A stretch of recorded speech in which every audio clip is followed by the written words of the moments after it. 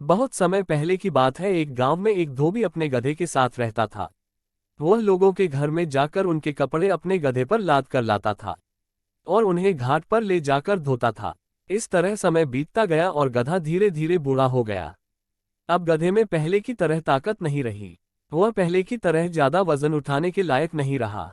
एक दिन की बात है, धोबी लोगों के घर पर जाकर कपड़े गधे पर लादकर घाट की तरफ जा रहा था। उस दिन बहुत ही गर्मी थी, जिसके कारण कमजोर गधा और ज्यादा थक गया था। घाट की तरफ जाते समय रास्ते में गधा एक खड्डे में लड़खड़ा कर गिर गया। धोबी ने अपने गधे को खड्डे में से निकालने की बहुत कोशिश की, लेकिन वह उसमें सफल नहीं हुआ। गांव के कुछ लोगों ने भी आकर गधे को खड्डे में फंसा देखा, तो उसको बाहर निकालने के लिए मदद की, लेकिन वह सब भी गधे को खड्डे से नहीं निकाल सके। इसके बाद गांव वालों ने धोबी को सलाह दी कि हम तो इस गधे को खड्डे से निकाल नहीं सकते, इसलिए ऐसा करते हैं, मिट्टी डालकर इस गधे को इसी में दफन कर देते हैं। इसी में हमारी और गधे की भलाई है।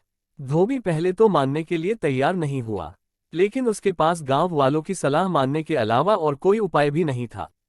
वह अपने पाले हुए गधे को मारना नहीं चाहता था, लेकिन गांव वालों के कहने पर उसे ऐसा करना पड़ा। इसके बाद सभी उस खड्डे में मिट्टी डालने लगे। गधा पहले तो डर गया कि गांव वाले क्या कर रहे हैं, इस तरह तो वह खड्डे में ही दफन हो जाएगा, लेकिन उसने हिम्मत नहीं हारी। तभी उसको एक तरकीब सूझी। जब गांव वाले गधे के ऊपर मिट्टी डालते तो वह उस मिट्टी को झटक कर नीचे गिरा देता था, फिर उस मिट्टी पर खड़ा हो जाता था। गांव वाले भी गधे की इस हरकत को देखकर हैरान थे।